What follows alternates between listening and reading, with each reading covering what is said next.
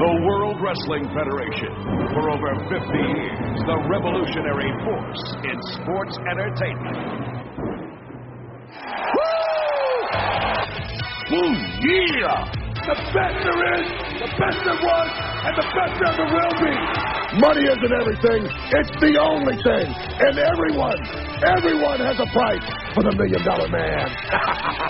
Shove that control into a nosedive, Hulk Hogan. Will you stop? All right, let's go over to Sean Mooney. And what's he gonna do when Hulkamania destroy you? Ooh, yeah, that's right, people. It is the Retro Roundtable presented by the Sunday Segue Wrestling Podcast, and I am your boy, Kinny Killa. And if you're wondering, it's a Saturday, how come I can hear Kinny Killa's voice? What's up with that? Well, I'll tell you what's up with that. Retro Roundtable, as we come to you once a month, no doubt, with my partner in crime, obviously the cooker, cutter, podcaster himself, Michael Cook. Woo! That's right, it's a woo from the cookie cutter himself. How you doing, Cookie? Oh, brilliant. I've literally had wrestling coming up my ears this past 2 weeks. Tell me about it. It's crazy. Are you looking forward to ROH? Are you looking forward to the ROH New Japan show? Oh, man. I mean, it's going to be 2 shows, and probably you have to pay for both of them, but it's worth it. Worth every penny. Yeah. I'm just going to wait and see if that stuff comes on the website we shall not name. But yeah, Retro Roundtable episode 9, Cookies, 9 episodes in, and we are reviewing Survivor Series 1992. So without further ado, I'd like to introduce to you our guest on the show. It is none other than our Geordie friend, Anthony Tony Walker. Sweet! Yes, it's me. The Wrestling Match Podcast is here. I'm all good, mate. I'm all good. How we? How we indeed. How we? Put 2 Geordies in the building. You know how we do. All right. So, Survivor Series 1992. How old were you then when it was out, Cookie? Tony, was you even alive? Yeah, I was alive. You was alive? I was born in '84, so I was okay. about. I know I was in primary school. 84, 85, 86, 87. You would have been around 7, 8. 8, yeah. 8 years old, yeah. Something like that. So, I mean, I remember watching this as a 7, 8-year-old, and it just brought back so many memories, and you forget little tidbits. So hopefully it refreshed your memory. But we're gonna go through that because there's a lot of funniness carrying on within this this pay-per-view. No gobbledygooker. But it's all good. It's all good. But we're going to go straight into it. You can follow us at Sunday Segue. Segue spelled SEGUE. Please check out our new website. That's Sunday Segue Podcast.wix.com/Sunday Segue. Also, like us on Facebook, please. The likes are coming up. We have amended our Facebook so it's a bit more modern and up to date with the current news. Also, email us at sundaysegue@gmail.com. Subscribe to our YouTube channel. We're on Podomatic, iTunes, Stitcher, and don't forget to download that Double Twist player. So, as we do before we go into the show, all we have to say is, hit it, McMahon!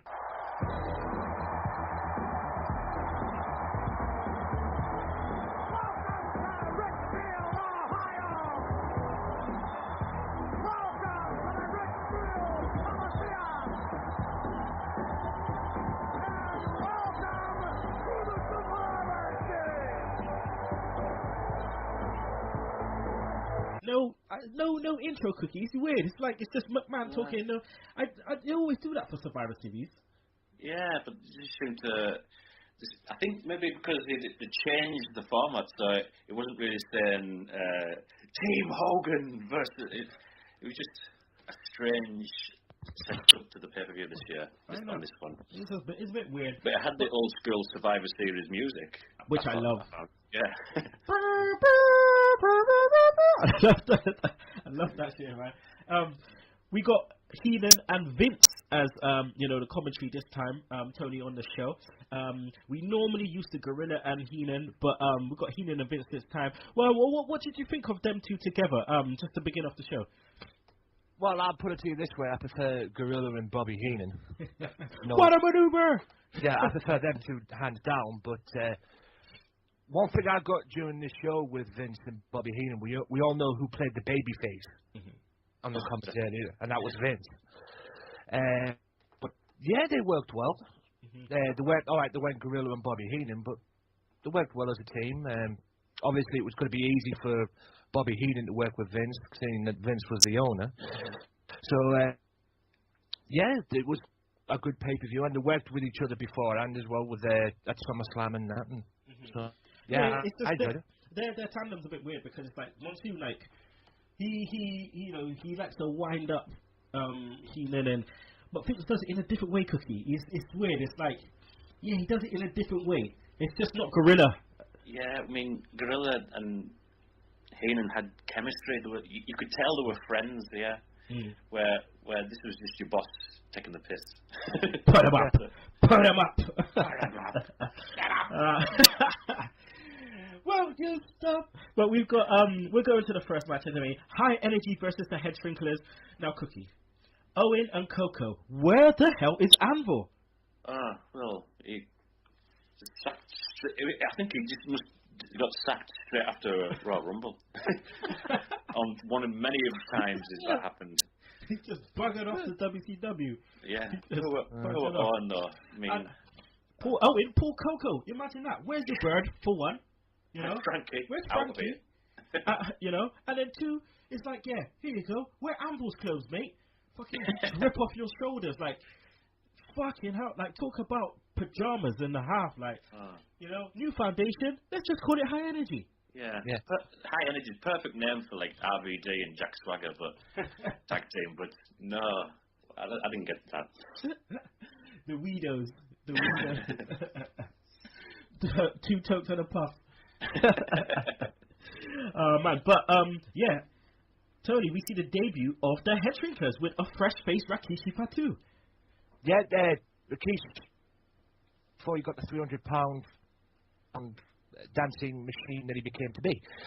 Yeah, I didn't know. I forgot it was their debut match, this.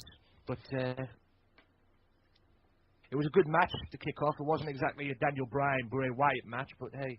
Yeah, I mean, when you think about it, it's like, Cookie, it's like you forget how early these guys debuted. I mean, you know, we remember this is pretty much kind of the first time on a pay-per-view that you see Razor Ramon, and you're thinking, wait a minute, 1992? It's unbelievable. Yeah, I mean, the history of Razor Ramon, you think it really started in '96 at WCW, but the stuff he did in just his debut in 1992.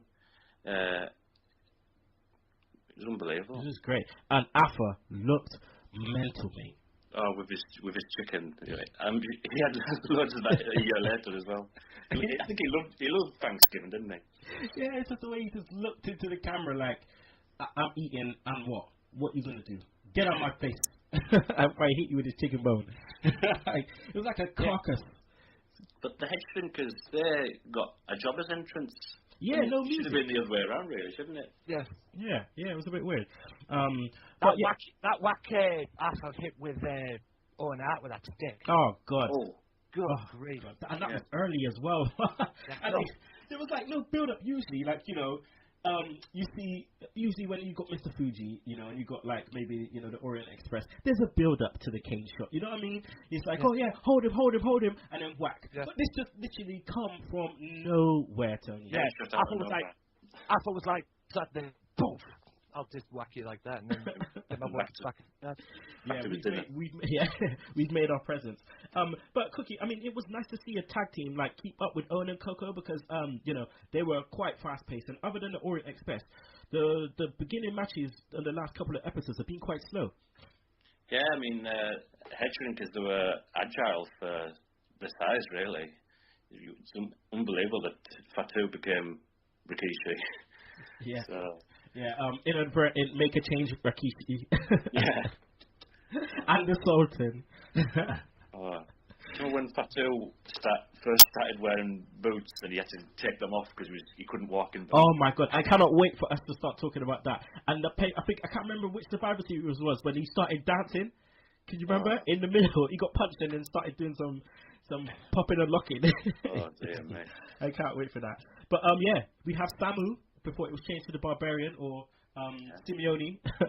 But yeah, it's Samu. It's nice to see Samu, who got a massive snub at the Hall of Fame, which was a shame. But yeah, also Heenan line of the night, Cookie. Heenan line of the night. Apples haven't din. I just eat the chicken bone.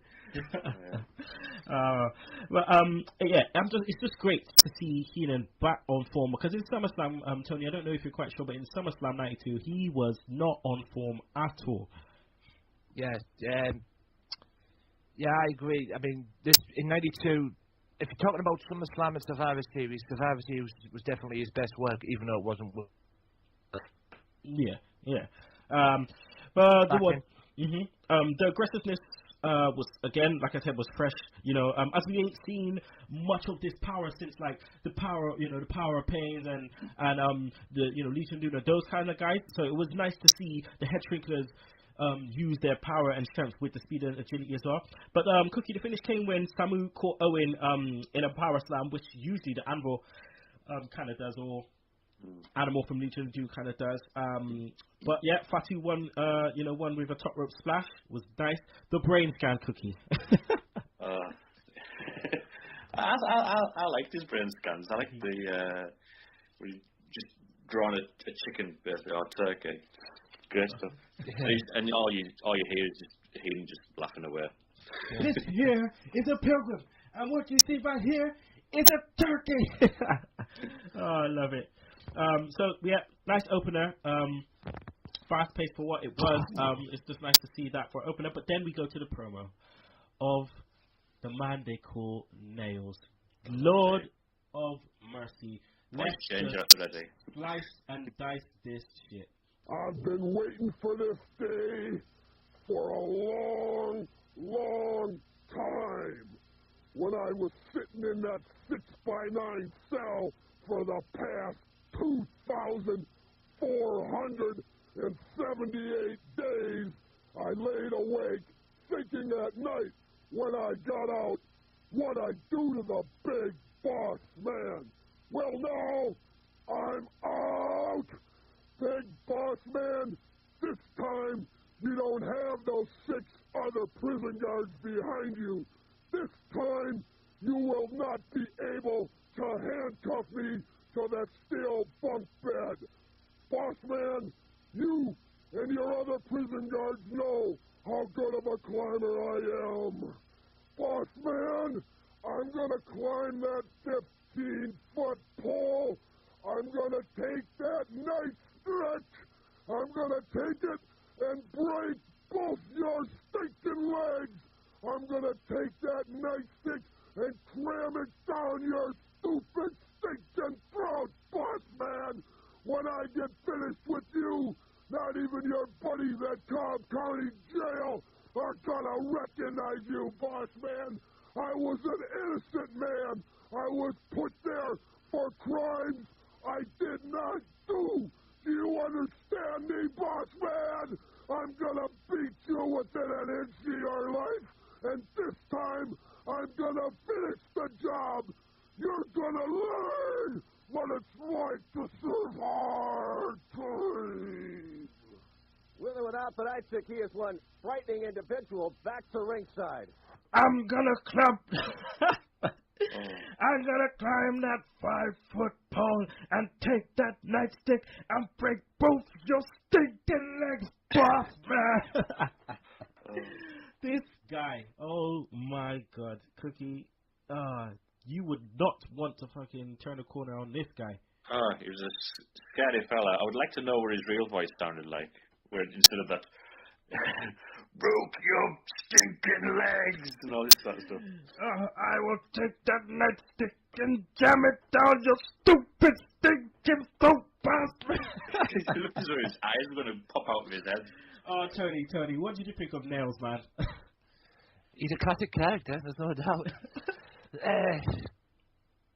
He's one I'd want to wake up to in the morning if I was ever in a prison cell myself. But anyway, yeah, scary dude, and he did look like he was going to burst. He did like his head was going to pop. I mean, that part. I thought that his voice was real. I thought that was his voice. Yeah, It's a good job Sean Mooney didn't speak at the same time as him, because Sean Mooney would start going, okay now. I mean, okay now. Oh my! I was. It was the way he was just like, I was arrested for crimes I did not do, boss man. 2,478 days. It's just the way they used that as well. I loved it. Yeah. I would love to know what Sean Mooney was thinking doing that interview when he was saying that. Speaking of Sean Mooney, I looked him up on Twitter, and he's doing I think he's like a news anchor for like a Tuscan or something. Like Tuscan or something, like Tuscoon or something in Texas or something. But yeah, I'm gonna try and get that interview. Don't you worry about that. I am gonna try. Yeah, that would be amazing. I think I might take a swipe at that as well. You'll be interested to have him on. I'm gonna just ask him to see if I can say, "Shut up, Moody." Oh man! Did you see Sean Mooney warning us about this upcoming match? Oh, yeah. Describing the Nightstick will literally be on a pole, and I thought, I'd love him to describe other pole matches, like the Viagra on a pole match. Oh my God! Don't even get me started. They will climb to get the Viagra on a pole. I just wanted to describe this it. may have some graphic footage. Just like, speaking of graphic footage, we're gonna go into the match. Cookie, Tony, I'm not sure if you saw this, but did you see the WWF magazine article on Bossman's beatings? The injuries that this guy took. That's why I thought it was real. Yeah. Oh God, this guy, he had black eyes. They showed the bruising. It was horrible. Or you could take a whooping. It was horrible. And again, that's why I thought it was real. You know, you're looking in the magazine, you're like, yo, the guy got beat up. What the hell? And you're going to make him go back in the match with a nightstick. What's he going to do? Kill him? Yeah. Crazy. But yeah, let's get into the match. Tony, these guys were punching the hell out of each other. It was straight just forearms. Yeah, it was a fight. It was an absolute fight. It started off with basically Nails choking him down on the ground and everything, trying to strangle the guy, and then it was just a fight from there. Basically, it was not a wrestling match. And Bossman ran out from the promo that he was cutting backstage because he saw Nails in the ring, and he knew for a fact that Nails was going to go and get the stick. So you just see him legging it down the aisle, pushing him out the way.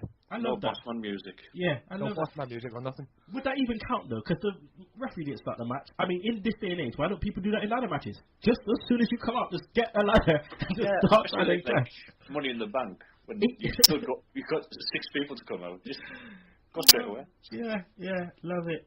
So yeah, Tony, you're right. There was no catch as catch can kind of match, you know. No fucking Dean Malenko versus Arn Anderson shit out there. But at least, you know, it was what it was. Getting choked out, but Cookie, I loved how Heenan carried on like he knows Nail's sister. Oh yeah, I mean, Nail's sister told him that it was a parking ticket, that the ticket flew off the windscreen. And that's what the sister told me. Oh man, I tell you what, JBL would be a lot funny if he had stories like this. If he just had just like random stories. He does little bits, but if he just had like just little funny stories, you know. Yeah, William Regal has like backstories to everybody. He did the commentary in NXT. It was brilliant. When he was describing Camacho. Yeah. JBL a lot funny instead of being a lot retarded. Yeah, exactly. But yeah, Tony, what's your thoughts on the match overall, though? The concept itself. The concept itself was what it was. It was just a Nightstick match. I would have hated to have seen what they would have done if they had to bring a ladder into it. It was a ladder match, you know, Nightstick on the ladder match kind of role, which I don't know would have worked, but overall it was what it was. It was a perfect match to somewhat end this and everything, and it was perfect for the two. And we all knew it was going to happen at that point anyway. So, I mean, with the bit like you correctly said, in hand with the beatings that Bossman took from the Nightstick and everything, you knew it was going to come at some point. And overall, I liked the match for what it was, even though it was short. Mm-hmm. Yeah, it was just a good first time gimmick match, really, wasn't it? Yeah, good time. Yeah, shame they don't do more gimmick matches like that. I mean, you look at Bossman, and he was in obviously the Jailhouse match the year before. Gold. Yeah, and then obviously now he's in this kind of match, and well, it's not going to be long before Bossman's carting off, and he's off. Big Bubba. He's off to WWE. This was his last proper feud, really, wasn't it? Yeah. The next one is Bam Bam Bigelow. I cannot wait. He gets his ass handed to by Bigelow on Bigelow's debut, re-debut of Bigelow, but that's for the next episode. Mike Kyoto's mullet, Cookie. Jeez. This guy, talk about Soul Glow. This guy was sporting one hell of a mullet. Yeah. He sported that for a long time until obviously time. It just shows how long this guy's been around. Heenan line of the match. Big Boss Man's got more hits than Elvis. Put the boots to him. Give it to him. This is when Nails, basically, Bossman gets the nightstick, the crowd go crazy. I love when Bossman gets it, does a little twirl thing that he does with it. Hits Nails, and Nails just like kind of punches Bossman, gets a nightstick, and literally just thinks, you know what? I am going to jam this right into your throat. It looked horrible. I'm just going to hit you in the throat, and you're just going to go down, and there's nothing you can do about it. Tony Bossman wins with a sidewalk slam, and after losing the nightstick initially. Nice finish, but after the match, he throws Nails out of the ring, and then just full on just like runs underneath the ropes and just whacks Nails in the head. Yeah. Perfect way to it. That was probably Bossman's exclamation point. It was just goal. So Nails was basically just finished after that. I don't know how you could have another feud, because it was planned a Nails Undertaker feud. Yeah. So I think they had some matches. I don't know if they made a feud out of it, but I remember them. If I remember correctly, they did have some matches. Nails with the Undertaker, but I don't know when it was. But Nails ended up going to WCW.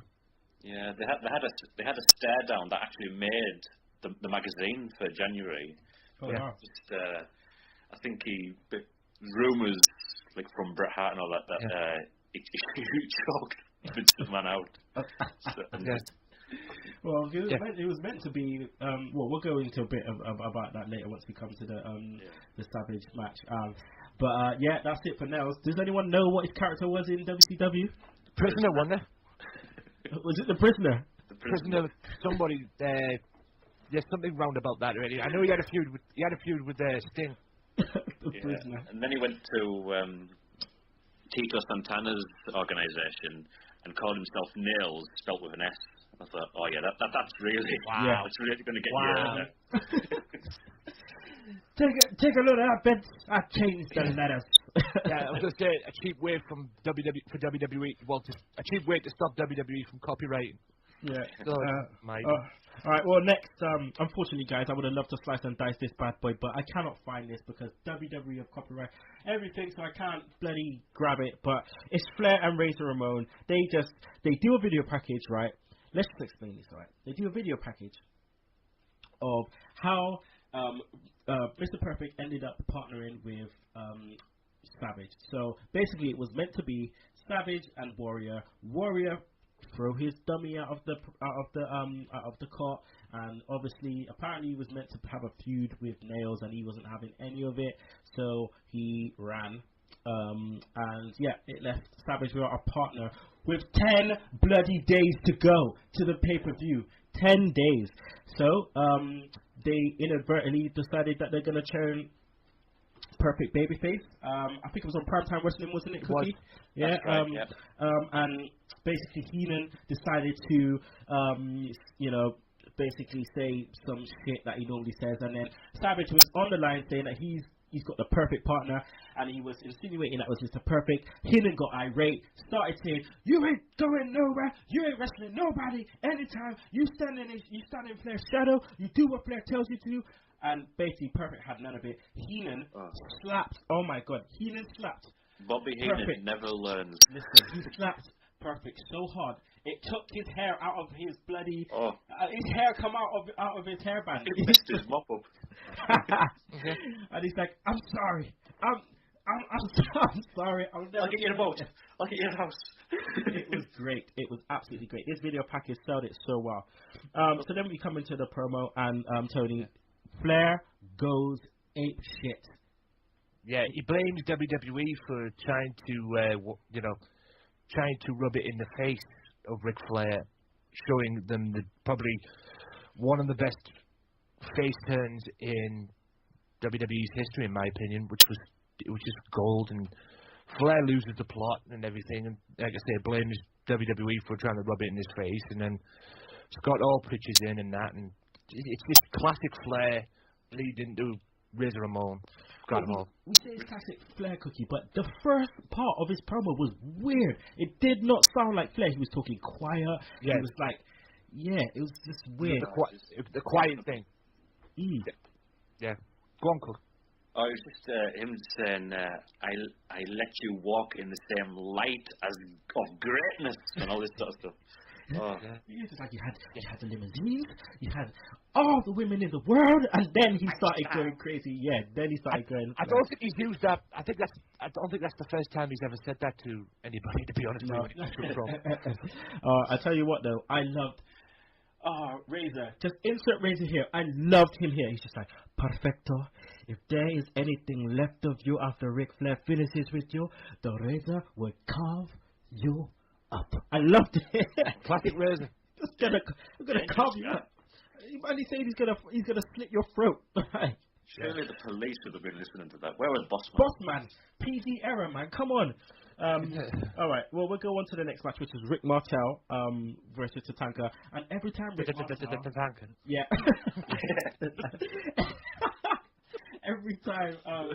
Every time Rick Martel comes out, I just have to rewind because I love his theme music so much. Oh yeah. I just love his. Yeah. Only in that era would that theme music get over. Well, you say that, but then Jim Johnston did his old little magic and changed it into Val Venus' theme song. So, yeah. Oh man, as I like to say every time Rick Martel comes on. But they were pushing Tatanka hard here, Cookie. Undefeated streak, quite a lot. Oh yeah, they had a long winning streak going, wasn't they? Undefeated streak.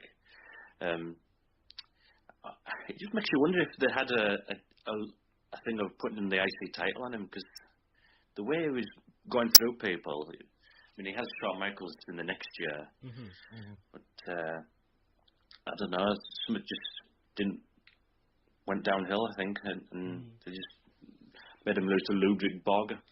Oh, I can't. You know what? 1993. I cannot wait.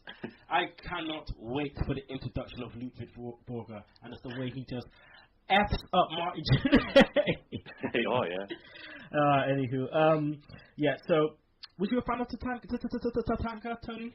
Yeah, I was back then. I mean, he was new. He was different to me. Perfect opponent for him at that time, at least, going into this pay-per-view with Rick Martel, experience-wise and everything. And I thought Rick Martel was a good test for him in his undefeated streak, and he brought up, and in my opinion, from what I saw on the network, when I watched it back, he brought out the best in Tatanka, in my opinion, and he did a good job. Apart from the whole doink walking around ringside kind of thing. Well, this is the introduction of Doink for real. I mean, this is the first time we would see Doink, and it would obviously lead into more matches down the line. 93 was a big year for Doink. Yeah. This was the original Doink, right, Ken? Yes, the Matt Bourne Doink. Yeah, Matt Bourne, yeah, who sadly passed away, R.I.P. Yeah. But yeah, this is the original Doink, and I mean, I was impressed that he could do balloon. Make balloon puppets. I guarantee. Could you imagine Vince in the room? We're gonna come up with a gimmick for you. What can you do? I can blow up balloons. All right. So you're a clown. Have you got a clown outfit? Yes, I do. All right. We're gonna call you something the clown. Something Dink. Dingo. No, we're gonna call you Doink. Could you just imagine? It's just that simple. And he's like, just from the fact that he can blow up balloons. Yeah. But he must have thought, can I be an evil clown, please? Oh man. But yeah, let's go back to. I liked him too. But yeah, let's go on back onto the match. I mean, the story behind this this feud is that Martel stole one of Tatanka's feathers. Just as simple enough, you know. Or as Bobby Heenan says, it's pigeon feathers. It's great, but it's just something as simple as that. But you know, I mean, I think it's the fact that obviously what the feathers meant, and that's why, you know. But Martel was always in those kind of feuds where, you know, I either spray you in the eye with some arrogance, or I'm gonna steal your girl, or I'm gonna, you know. It was everything to do with being a model, wasn't it? So he had the feathers to put on his beret, or it was. So. Tony, what was your thoughts on the Tatanka screen? Could you ever? I know for a fact when you was younger, you probably tried that. I did actually, yes. Can you do it? Can you do it?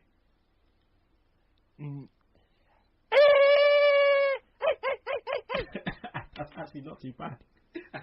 Cookie, can you do it? Oh.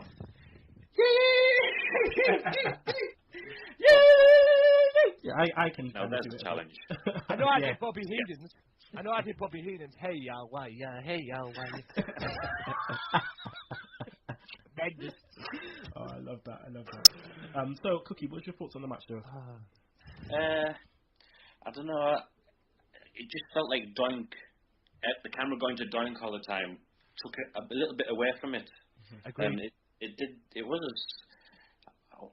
I want to say I liked the match, but just Doink interfering spoiled it really. Yeah, it took the momentum away a little bit. Yeah, I mean, I feel that's like the same when you have guest commentators. You're too busy thinking about them, and the match is just lost. So I think it just introduced Doink.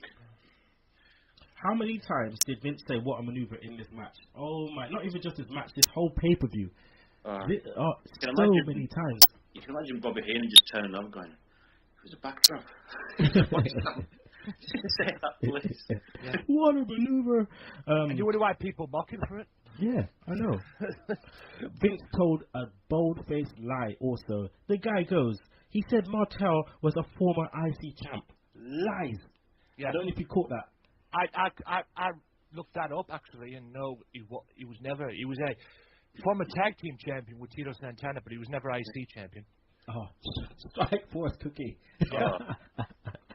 Yeah, he actually was runner-up in a battle royal, if I remember, that they had on Raw when they suspended. I believe they suspended Shawn Michaels. They had a battle royal to determine a new Intercontinental champion, and he was runner-up. Because it came down to the last two. It was him and Razor Ramon, and they had a match the following week, and he ended up losing. Yeah, a really good match, yeah. But yeah, I mean, bold-faced lie. Bold-faced lie. Stop telling lies, Vince. Know your history. I just think he owns the company and he's telling all the lies. That's what I mean. So Samoa dropped for the win. So yeah, the match was what it was, you know. Yeah. And we move on. But Doink popped all the balloons, so that was, and Heenan laughs hysterically. he looks clowns now. Oh man. So we'll move on. And we'll move on to the main event. I mean, Savage and Perfect do a little promo at the beginning. Can't slice and dice that bad boy in, just because, well, I can't find it. But they did Perfect. Well, Macho Man says he doesn't like you and he doesn't trust you. So at least it wasn't a Mr. Perfect turns heel and we're best buds.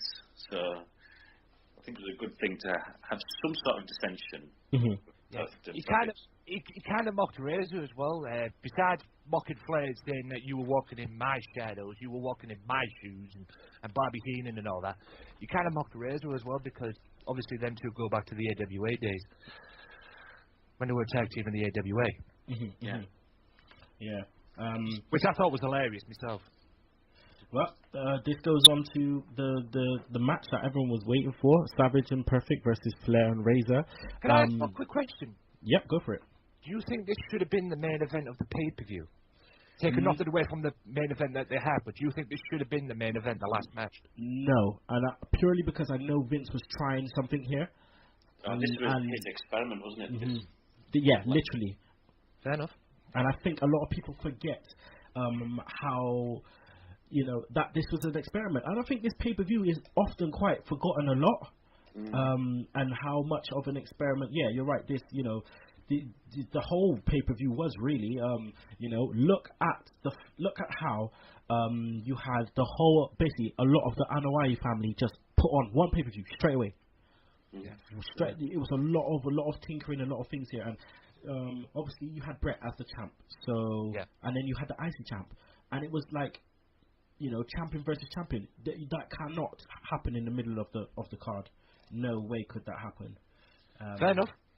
Yeah, I wouldn't think so anyway. No, I agree with you. Yeah. So yeah, I would have kept it. I would have kept it the same. But yeah, so we go into the match. Right, so Tony, was this match really missing Warrior? No, but not for me. It wasn't. Started off well. Perfect. They showed signs of it, and Perfect showed to Razor that he could still wrestle. And he also, because there's always doubts when you're out for a year and you've never wrestled for a year. There's always doubts about ring rust and all that, and whether Perfect still had it and everything. And he proved that he was perfect early on. Yeah, he did indeed. It's the way Perfect comes out, and then they thought he wasn't coming out, and he comes out, and then you just hear Heenan going irate. You know good. You know good. Backstabbing him great. You're gonna get it. Grab him up, Fraser. Heenan in those parts. Heenan, like, I felt like Heenan and Vince sold this match so well. Oh, definitely. I mean, we were talking about earlier Bobby Heenan not being in on his game. I think that's because Perfect and Flair weren't really in that match for SummerSlam. But this one, he could really get involved, like the Royal Rumble, when he had guys in there. Mm-hmm. No doubt. Because when you look at SummerSlam compared to this, you know, and his commentary, it's so true. It's so weird. It's so weird how that kind of happens. But was you going to say something, Tony? No, I was just going to say. I mean, I still don't understand. In a way, I could understand why they had the Ultimate Warrior and Savage on at SummerSlam, but I don't understand why they didn't have Ric Flair on. I don't think we will. Understand. Exactly. But Savage at one point was slapping the hell out of Flair Cookie. Like, he just kept slapping him up. The one slap where it just stunned Flair and he just buckled a bit. I thought that was a work. I thought that stumble was a work, but it was so good. It was so good. Surprised Flair didn't get busted open during this match. He always gets busted open, but Savage got busted open, Tony. Yes, he did. But and in my opinion as well, he took a hell of a beating in this match. From Razor and Ric Flair at one point. I mean, there was one point where Flair grabbed out of him and Razor was punching him and everything, trying to distract Perfect in and everything. And I just thought, oh boy, could Savage take a beating. Oh, he took that, man. He was man enough to be like, you know what, I'm gonna take this. You wait and you get the hot tag. You know, you do your stuff. Yeah. Perfect. I love the way Macho Man just sold a beating as well, where he would just roll around the floor, just with his face in the mat, and he's trying to grab a rope, and he's like, oh, he is dead. He's been knocked out here. I used to love the way he used to take. My favorite thing about Savage is where he used to take punches. You know, he used to always, like, say Razor or Flair would go and punch him, and he would just drop to the floor straight away. Yeah, and I also love the way he punched. His punches were so. Him and Razor. You know a good kayfabe punch, like Kurt Angle's punches. I love Kurt Angle's punches. Like Bossman as well. A good kayfabe punch. I love it. So when Macho Man's punches and then grabs hold of the nose when he's in the corner. Crazy, man. Every time. Perfect was looking to leave, Tony. He was looking to leave. I thought that storytelling at that part was so well to kind of tease the little heel turn or whether he's going to stay face. You know, I loved it. Yeah, it was kind of making him having second thoughts about this. You know, whether he did the right thing or not, or whether Savage was holding, because he was, like I say, he was taking a beating during the match, whether he was like trying to not tag him in and everything, and keep it all for himself and that, and make it like a 2-on-1 match. And Perfect, like you say, Perfect walked away thinking, have I done the right thing here and everything? And then the crowd raging him on to get back up there, and he went back up. Which was a good, like I said, the story of that was beautifully done. It made sense, because most of the year, Mr. Perfect was kicking crap out of Macho Man, and saying he's going to be in your corner at SummerSlam and all this sort of stuff. Kicking the head out of him, he was dragging him left, right, and centre for about a year. Yeah. So it wouldn't look right if they were just chums. Yeah, you're not wrong there. But yes, I mean, views on Perfect as a babyface though, Cookie.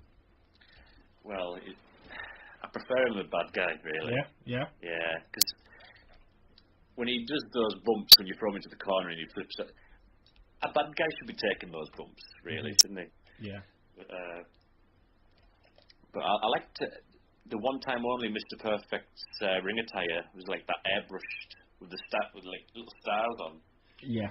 That must be the only time he wore that, because I think he just went back to his regular gear afterwards. Yeah. There was a major clusterfuck at the end where like all hell kind of just broke loose, and it got a bit confusing. But yeah, what was the result? It was a DQ. That's how they won. As a lot of those matches finished. That's why I think they put it in the middle of the pay-per-view. But yeah, I mean, what was your thoughts on the match, Tony? It was a good match. It was, like you say, with 10 days they had when you replaced Warrior with Perfect and everything, considering it on that and everything. It was a good match, good tag team match, and it lived up to its expectations for me. I don't know if I'd agree with the DQ finish, but like I say, it lived up to the expectations for me back then, and I enjoyed it. Yeah, I'll be honest and say I'd have preferred the Warrior. I think that would have been a great tag team match. But for this change, it was more about Mr. Perfect's return for me. Yeah. I liked, rather than. So two different matches. It would have been amazing with the Warrior in against Ric Flair, but Mr. Perfect's return sort of made up for it. Yeah, I would have loved to have seen that match myself, Warrior and Flair. Yeah, definitely. That would have been interesting. Alright, so that's the end of that match. Then we went into the backstage promos. Oh man, I mean, again, this one I can't slice and dice, but I can slice and dice the other one. But the first backstage promo, like, Flair is absolutely irate. He is just like, Perfect, you're walking a fine line. From life and being crippled or something like that. And then again, you get Razor just like, Perfecto, óyeme chico. Razor has only been double-crossed once. One time. Ask that guy what happened if you can find him. Razor's fucking talking about straight kidnap. This guy should be investigated. Boss man, do your job. Like, jeez and peas. Oh God, gold. Kidnap and murder, carving people up. Razor. Probably in cahoots with Nails. Nails and Razor. Oh, there you go. There's two appliances right there. Nails and Razor. There we go. That could be the best tag team of all time. You never know. Yeah. DIY. Oh my God. But yeah, Mean Gene was getting it, man. It's normally Mooney that takes the brunt of it, but Mean Gene, he was just like, yo, shut up. Mean Gene went to talk again. He was like, yo, shut up again. Yeah, and then they walked away, and he still wanted to talk to them. My God, wait, I'm finished talking to you. Mean Gene was always good for when the camera was like fading away. He would always be looking as though he's shouting, come back. But now I'm gonna slicey dicey this promo by Savage and Perfect. Well, quite a celebration going on here in the locker room. Congratulations, Macho Man Randy Savage and Mr. Perfect on a tremendous victory. However, I don't mean to rain on your Thanksgiving parade. I don't believe you have last seen Razor Ramon and Ric Flair. It doesn't matter what you think. Razor Ramon and Ric Flair, what are you so upset about? This is the holiday season. Let's put a smile on your face. And keeping in the Thanksgiving theme, I have a perfect gift for you, Ric Flair. I have the perfect gift for you. This is for you because you're an unhappy guy, and you got to learn how to smile. And Razor Ramon, don't think I forgot about you, Razor, because I got one here for you as well, Razor. Here's a turkey for you as well. Bobby Heenan, did you think I was going to forget about you during the holidays this Thanksgiving? I would never forget about you. I have one for you as well. Heenan, this one is for you because this is what you remind me of. A little chicken, a little weasel. I'll make the right decision for a tag team partner or what? A turkey for a turkey, yeah. Hey, can you guys say gobble, gobble? And that's something, yeah. You're the best. You're the best. No, you're the best. We did it. We're perfect, We yeah. absolutely are perfect. Well, what tag about team. it, Bobby the Brain? I love this. I love this. Like, I loved it at one point and I didn't at another, because at one point they were just completely taking the mick out of Flair and Razor with the turkeys. Props. You can always get over with props, man. Always get over with props. And it was just the way he was just like, oh, I don't forget about you, Heenan. I haven't forgot about you. Here it is, because it reminds me of you. You're a little weasel, a little chicken. And then Savage just comes in and he goes, a turkey for a turkey. Can you say gobble gobble?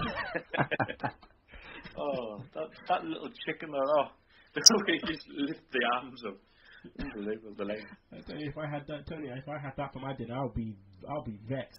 I would be angry because that didn't look like that could fill my stomach at all. Nope. I'd be angry too, don't worry. Give me one of them big boys. Yeah, I'll take the big boys any day of the week. Thank you. Bobby Heenan's reaction afterwards. I mean, I'm not a chicken. I'm a human being with a mind. I'm not going to regroup. Oh, he was fantastic. Oh, man, he was going nuts. And the crowd was, weasel, weasel. Oh, man. All right, then, people, we're going to go to a break right now, but we'll be back with Yokozuna versus Virgil, Beverly Sisters and Money Inc. versus the Natural Disasters and the Nasty Boys, Undertaker versus Kamala in the first ever coffin match, and Heartbreak Kid Shawn Michaels versus Bret Hart. Pay-per-view rating, match of the night, pay-per-view MVP, and Quickie Top 5, so don't you miss it. The Sunday Segue Wrestling Podcast. Every Sunday, bringing you 100% you, 100% banter. We give you no less than 100% every week. Interviewing the best and up-and-coming wrestling talent there is in the world.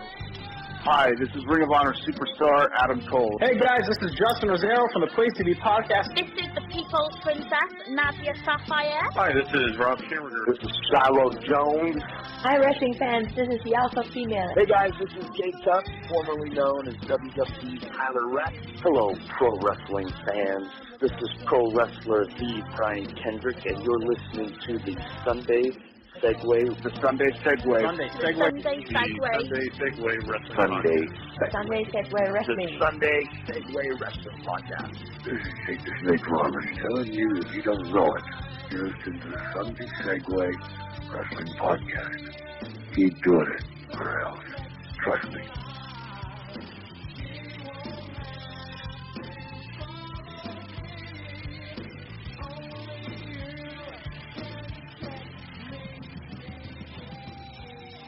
And we're back, people. It is the Wrestling Roundtable, episode 9, Survivor Series 1992. It's your boy Kinny Killa with my partner in crime on this day, the Cookie Cutter podcast himself, Michael Cook, and our guest, our Geordie friend, our American Geordie, none other than Tony Walker. So, right about now, we're going to go into Yokozuna versus Virgil. Now, the debut of Yokozuna, Cookie. I had no idea, we probably had no idea, the plans they had for this guy.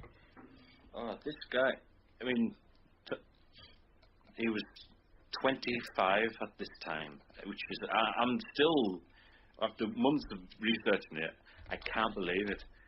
I mean, but the way, if we had known he was going to beat Hulk Hogan, in King of the Ring, I wouldn't have believed it. But they were thinking of the future for a young champion for Yokozuna. More experimenting. I love it when you think about it. More experimenting. Like it's great. It's great just to think that that's what Vince was doing, and that from that early as well. Like it's just amazing. But when you think about it as well, Tony, why did they bill him as a Japanese sumo wrestler when this guy is Samoan? I really, really, really don't know. Maybe because it was Mr. Fuji. Maybe he had Mr. Fuji as manager, something. But that's my only logic to that answer. That's my only answer to that question. Maybe he had Mr. Fuji in his corner. That's the only suggestion. But I actually forgot it was his debut match. This match against Virgil. But yeah, I mean, I agree with what Cookie said. Yeah. I think it was his debut pay-per-view match. Oh, yeah. But I think he'd already been, Yeah, I thought. Yeah, go on, Cook. Yeah, he was squashing like jobbers from like October, I think it was. Yeah. But Virgil was his first like known opponent. Yeah. The guy said it's his first major test. Virgil, a test. It's a great. Virgil and El Matador Tito Santana were always the first guys that to come up to be the first test. Tatanka had more of a test in his match. You know what I mean? I mean, Virgil hadn't been that relevant back then. The last time he was relevant was a year before when he won the $1 million title at SummerSlam. And then he lost it before Survivor Series, and he hadn't done nothing since. And they're bringing him in and saying that this guy's a test for him. What? I mean, Virgil hit 3 drop kicks on Yokozuna. The guy didn't even drop. No, he never left his feet until Hacksaw Jim Duggan. Yeah, and then we all know what happened. We all know what happened then. I mean, there was a massive rumor going around that he killed Jim Duggan. Like he split his chest open. I would listen for years, 4 years as a kid. I believed that. Because the blood coming out of his mouth as well. Yeah. And Jerry Lawler saying that's in some internal bleeding and all that. And crazy. But yeah, again, Virgil, I'm going to tell you again, like I tell you every time you turn up on our show, where the fuck is my $10? I keep telling you, right? You need to stop selling that shit and give me back my $10 fucking dollars. It's WWE Superstar, not WWF Superstar, you Canuck. Stop it. I do not want your dumb trading cards. Just give me my $10 back and we'll call it even. So yeah, squash match as it was. I mean, one thing I loved about Yoko, this guy's belly to belly suplexes and leg drops were absolutely horrible. Oh my god, the leg drop Virgil took. Yeah. I thought he was dead. Yeah, and that built in towards later on in years what happened with the Undertaker. Yes. Oh man, we'll get to that. Don't worry. Yeah. Do not worry. The match finished with a bonsai drop, as they do with him. So alright. So what we're going to do now, we're going to go on to the next match, which was the Beverly Sisters and Money Inc. versus the Natural Disasters and the Nasty Boys. Now, big turnaround cookie here for these tag teams. I mean, Natural Disasters, Nasty Boys were heels. Now they turn baby faces. Jeez, what pops Nasty Boys got? Oh, well, as soon as you turn on Jimmy Hart, you're instant babyface. Loads of changes, because it was originally Natural Disasters and the Bushwhackers against these two teams. But the Bushwhackers on the Superstars, you know, that blue podium that they do the interviews on, they just stood down and let the Nasty Boys take over. Take their spot. So, wow. Natural Disasters lost the tag titles to Money Inc. on Wrestling Challenge, which was a shocker for me back then. I couldn't believe it. What for me too? And the Nasty Boys doing the stink armpit thing to Jimmy Hart after the match. Well, he had promised them a title shot for ages, and he's like, well, of course, the title shot goes to Money Inc., but of course we're going to get a title shot. Of course we're going to... Lies. Two tag teams he'd screwed over. It was the same thing, including for Money Inc. Yeah. But, I mean, Tony, what was your thoughts on this match, though? the whole match in general was great for me. Like I said, perfect scenario. Jimmy turned on these two tag teams, Nasty Boys and Natural Disasters, and they obviously want a piece of Jimmy Hart, and they obviously want to get back at him, and perfect way to do it. Although the Beverly Sisters felt like the odd ones out in the match and everything, because mainly it was all about Natural Disasters and Nasty Boys getting a piece of money in to get at Jimmy Hart, and the odd ones out were the Beverly Sisters. But the back then, for me, the ruling for me, because it was a Survivor Series elimination, but the ruling for me was if one of the teams, like say, Bo Beverly gets pinned, him and Blake are out, which was kind of strange for me. Yeah, I mean, they used that same format for, I think it was 87 and 88, where they had 10 teams. Yeah. I remember that. Yeah. But this was only like an 8-man match. Yeah. So, yeah. I could understand. You could understand it for the 10 teams, but for an 8-man, really. So yeah, we'll skeet over this match because it was a quite quick match. It was a different change to previous Survivor Series where you would have like tons of these matches, but we only kind of had one really. But we'll go on to Undertaker versus Kamala, the very first casket match. Lord of mercy, me as a kid, I absolutely bricked it, mate. Like literally bricked it. But at the same time, I just loved it. You gotta love it. I mean, I love Cookie how this match was built up. With Taker, for the coffin match, and the way Paul Bearer just strolled down to the ring with the coffin, and Kamala would absolutely lose his shit. Big men are terrified of the Undertaker, like Kamala and Yokozuna. I think Andre was scared of snakes, so the big tough guys, and the managers always said, he's not scared of anything, he's not scared.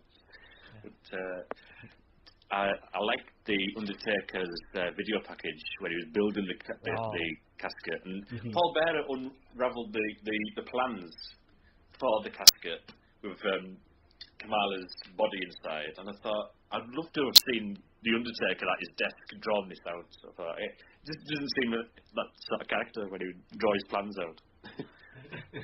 You think you just get it right in there, just to start making it. Yeah. But Kamala's facial expressions, oh my god, this guy, I just loved it. He was like, if you could, facial expressions say a lot, especially within the wrestling business and stuff like. And Kamala sold the match. He just sold the match. You just never knew what was going to happen. Taker comes out. What a pop! You forget a year ago, he beat Hogan for the title. What the hell? And then all of a sudden now, this guy is one of the biggest baby faces out there. Yeah. Beat Hogan for the title thanks to Ric Flair. Yeah. And then now Tony, he's a god. I mean, because they're going back to the that build-up with the building up into the match. The best part of that video was not only where he was working on the coffin, where he had that promo, he cut that little promo and said, "You will rest in peace," and he just shuts the door and everything. Oh God, it was so good. But the match itself, it was okay for a first. I mean, this was the first casket match or coffin match, as it was back then. It was okay. And like you said, I thought Kamala stole the show because he just sold it well.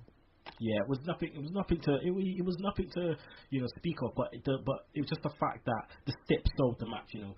Someone says a coffin match, you're like, wait, what? You want to see this? You have to see this, regardless. Yeah. Another first time ever for this, like the Paul match earlier. Yeah. It's just like when someone says Undertaker versus Undertaker, you're like, wait, listen, if someone started watching wrestling in 2000, right, and you said to them, oh, did you know the Undertaker faced the Undertaker? And they were like, wait, what? You're lying, right? And you'll be like, no, the Undertaker faced the Undertaker. You're going to go and watch it, no matter what the match entails, no matter how good or bad the match is. You are going to watch the build-up, and you're going to watch this match. Yeah. So it's the same with the coffin match. It's just like, this guy's going to get buried alive, like what? Taker kind of hit Kamala with the urn for the 3 count, which was weird. He didn't take the tombstone. I thought visually though, back in the day, it was a lot to see a man be put in a coffin, alive, mind, and then with nails getting hammered into the nails sold that for me. I thought, because back in '92, my mum says, yeah, but there's the thing at the bottom where he could come out. No, he's nailing him in the coffin. Look. Yeah. He's nailing him in. I always think how they do that, how they put him in the coffin and and they can breathe and stuff. There must be a hole at the bottom or something. Yeah, this must be something where they can breathe and stuff. But I liked his hammer that said R.I.P. on it as well. So that was brilliant. Attention to detail. Man, but yeah, it was a good match for what it was. But just the fact that it's the first ever coffin casket match, whatever you want to call it, it's just amazing. So we go to a HBK promo. So slice and dice, baby. With me now, the reigning Intercontinental Champion, Shawn Michaels. During the past month, we have witnessed an incredible turn of events in your life. Conspicuous by her absence, your manager, Sensational Sherry, who right now is recovering from injuries she suffered during a confrontation you had with Marty Jannetty. And many believe it was you, to save yourself, who pulled Sensational Sherry That's a lie. in front of a charging That is a bold-faced lie. Nonetheless, without your manager, less than 2 weeks ago, you captured the Intercontinental title from what seemed to be an invincible British Bulldog, Davey Boy Smith. And tonight, here at the Survivor Series, you face a man many believe is the greatest scientific wrestler of all time, Bret the Hitman Hart. And he is indeed a fighting champion. During his short tenure, he has defended the title more than any man in World Wrestling Federation history. You want to talk history there, Sean Mooney? Let's talk a little history, okay? Who is the man that beat Bret Hart at SummerSlam for the Intercontinental title? The British Bulldog. That's right. Now, who is the man that defeated the British Bulldog quite easily, I might add, to become the new WWF Intercontinental Champion? Well, you did. Everyone That's knows. right, and me. Now, for all you mathematical geniuses out there, 1 and 1 make 2. 2 belts.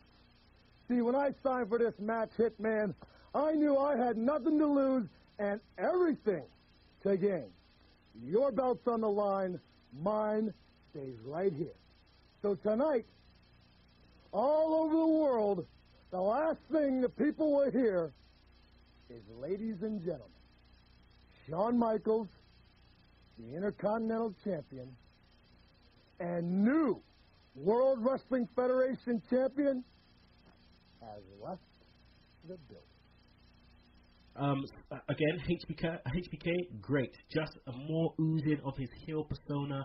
Just loved it. Like, they talk, they're building up the feud for Marty Jannetty after as well. Mooney did that great. It was just the way HBK was denying the fact that, he had anything to do with Sherry getting hurt. That's a lie. That's a bold-faced lie.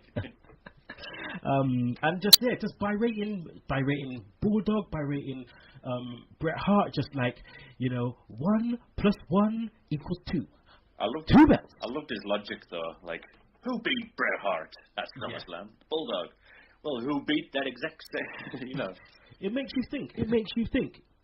This guy can beat him. He can beat him. And the way they made the importance of these titles, Tony. Jeez. Yeah. Back then the Intercontinental Championship was the Workhorse title, and back then the WWE title, not that it didn't mean anything then, it meant something. It definitely meant something back then, considering what Bret was doing with it at that point, where leading into that match he had with Shawn on Survivor Series, he had matches with Papa Shango, Virgil of all people. Berserker, he was defending the title going into that pay-per-view, and back then he was a fighting champion. And then the build-up with Shawn Michaels building in towards him beating Bulldog, and then he was going to walk out with 2 belts and everything. It was just gold. This what started their rivalry, to be honest. Yeah, exactly. First match in the in the rivalry, and what a way to start. I believe it was first match as a singles competitor for Shawn Michaels. Yes. Because they did have matches when he was with the Rockers and everything, but this was the first match as a single star for Shawn Michaels. They broke the mold. They look at the guys, like, they were smaller guys as champions, and like we said, Vince was trying something, and it worked out. Look at this match, how technically great this match was. It was amazing. Yep. Really good. There was no hulking up or shaking the ropes. It was an actual IC title type workhorse match. So they sort of like promoted the IC title up to the main event and made it equal to the WWF title by having Bret Hart have the belt. I mean, let's clue up the segheads here. There's a lot that's happened from SummerSlam to Survivor Series, so let's just clue them up. Right, so as we left SummerSlam, British Bulldog had beat Bret Hart for the Intercontinental title. Randy Savage had retained the WWF title against Ultimate Warrior. Then Savage went and faced off Ric Flair again in a rematch for the WWF title with obviously Razor Ramon and Mr. Perfect there. They messed him up. Smalls clusterfuck later, and Savage he didn't submit, but they had to stop the match, and he passed out, and Flair won the title back. Okay, so that's one thing there. Then Flair had to go to Saskatoon, a house show, alright, and face Bret Hart, and Bret Hart won with the sharpshooter. Massive surprise, so Bret Hart is now the WWF champion. Then Bulldog faces Shawn Michaels. I can't remember where was it? Saturday night main event. Yeah. Shawn Michaels won, and he is the IC champion now, and that is where we get Bret Hart versus Shawn Michaels for the WWF title. But the IC title is not on the line, a la Hogan and Warrior. So yeah, there you go with that. So now you're caught up to speed. No Sherry Cookie. Yeah. Oh. Well, the superstars, like, before Saturday night's main event, Matty Jannetty just comes out of nowhere with an unbelievable pop and just starts going after Shawn Michaels. And he's going to smash the mirror over the thing. And he pulls Sherry in the way. She gets smashed over by the mirror. Was that the one where Shawn Michaels was looking in the mirror? He was looking in the mirror doing his little thing and everything. And the next minute he just sees Matty Jannetty behind him and he's like, oh, shit. The great thing about it, though, is the detail, the fact that he wanted to smash something because of what HBK did to him at the parlor. Oh yeah, love it. Matty Jannetty jumped up through the window to get away. Oh man, I still to this day I love that barbershop thing. But yeah, as I was saying, technically this match was amazing. Some really good ring psychology. Both guys playing their roles perfectly.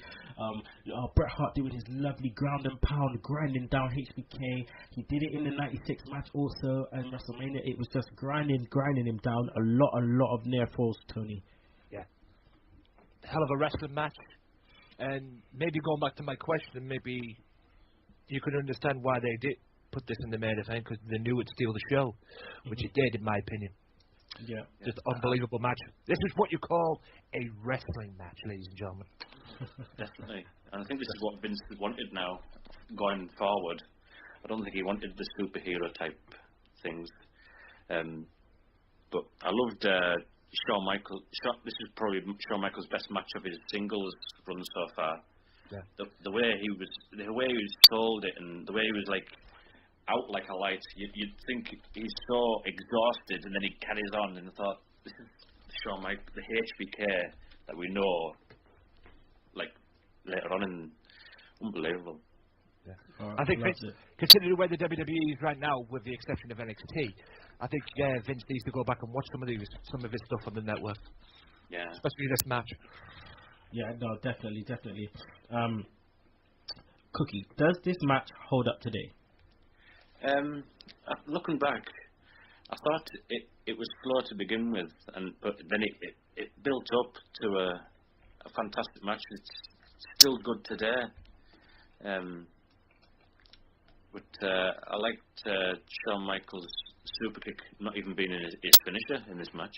It was the shoulder breaker, wasn't it? Or the suplex. The suplex. Yeah, that suplex. Yeah.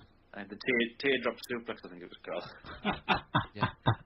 The teardrop suplex. Yeah. Oh my god. But yeah, the finish comes with a sharpshooter. And what a hidden gem of a match this is, man. Just what a hidden gem. Like, for all you seconds out there, make sure you watch this match, because WWE were doing shit like this from early. So thanks to Bret Hart and HBK. this definitely cemented HBK as a future player, without a doubt. Well, this was definitely Shawn Michaels' night for this. He needed this match to show Vince what he can do. Yeah. So for all of them. Yeah. And for all the segheads out there, if you want to see this pay-per-view, go and watch it on the network. Yeah, definitely. Go and watch it on the network, man. Go and get yourself in. If that's a reason alone, I'm not plugging the network or anything, but if that's a reason alone for you guys to get the network, go and watch it for this pay-per-view, man. Great. And if not, watch on Dailymotion. Yeah. All right, so that's the end of the pay-per-view. We've come to the end of Survivor Series 1992. So, Cookie, pay-per-view rating, please. Oh, I'll give it a 6.5 out of 10. Okay. Tony? Nah, I'll give it a 7.5 out of 10. 7.5, okay. So, Tony, what was your match of the night? Shawn Michaels, HBK. And Cookie, what was yours? Oh, I have to agree. Bret Hart, Shawn Michaels. What was your pay-per-view? Who was your pay-per-view MVP then, Cookie? Shawn Michaels. Yeah, because he just took it with both hands. He thought, "You've given me this opportunity to show you, Vince, what I can do." And he hung with the WWF champion. So it just shows he's got a future there. Tony, your pay-per-view MVP? I'd have to agree with Cookie because Cookie's right. Shawn Michaels. Shawn Michaels. This was Shawn Michaels' first big opportunity to go for the WWE title, and he took it by the ball and proved to Vince that, hey, I can hang here. You know, if you want to put me in this kind of match one day and another day or anything like that, I can go. I can do all this and everything. And he definitely proved himself at this pay-per-view, no doubt. No doubt. Okay, so people, right about now, you know what we do every month. Now it's time for Cookie's Top 5. Right. Well, seeing that it's the end of 1992, I thought I'd do top 5 matches of 92. So number 5, we'll have Bret Hart versus Roddy Piper at Mania 8. Yes.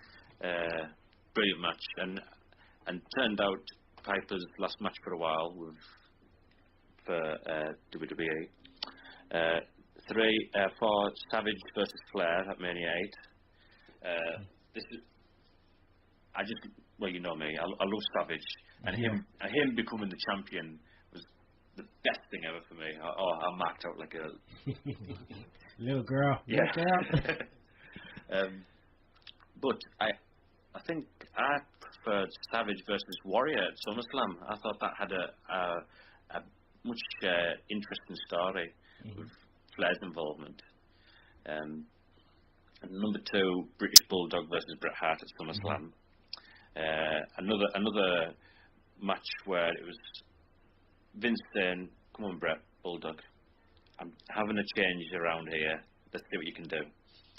And number 1, I think this will be the only time I put this sort of match in there, but the Royal Rumble match itself, I knew it. Yeah. With Ric Flair winning, because it had everybody. It had Macho Man running to the ring, looking for Jake the Snake Roberts. Where is he? There were feuds in this match, and him jumping over the rope, no mascara style. Yeah, the Royal Rumble match and Ric Flair's shining moment, like winning that belt. With a tear in my eyes. Oh yeah. Arguably the best Royal Rumble in WWE's history. Oh, I loved it. Okay, there you go. Cookie Top 5. All right, people, that's the end of the show, the Retro Roundtable episode 9. Man, yeah, what I want to do right now is thank our guest, Tony Walker. Thanks for coming on the show. Let the people know where they can find you on Twitter. A pleasure, guys. You can find me at Tony_Walker on Twitter. Check out the Wrestling Matters podcast, WM Podcast on Twitter.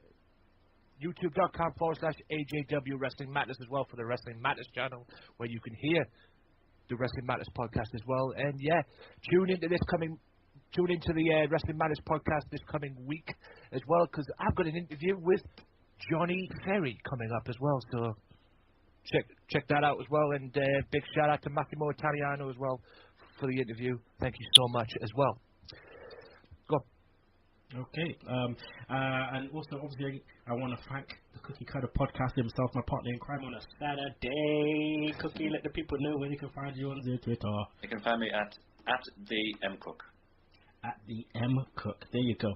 Now, tomorrow, Sunday Segue Wrestling Podcast, we shall have on the return of the master of the top rope elbow, Steve Dawson, and my Bristol brethren, Darren Dyer, will also be here. The show will start early for us because we are off to Cardiff tomorrow for the WWE house show. So yeah, make sure you check that out. Also, the next episode 10 of the Wrestling Roundtable, coming to you next month, will be Royal Rumble 93, where you will have, what do we have? We have Bret Hart versus Razor Ramon. We have Bam Bam Bigelow versus the Big Boss Man. Macho Man not knowing the rules for a God, match. And then we have Marty Jannetty also versus Shawn Michaels. I took you from the gutter, girl. Oh man, I can't wait. And our guest should be Paul Field from the Attitude Air podcast. A bit of Irish, a little bit of Irish banter on the show. So make sure you check out for that. So yeah, make sure you check us out next month, brother.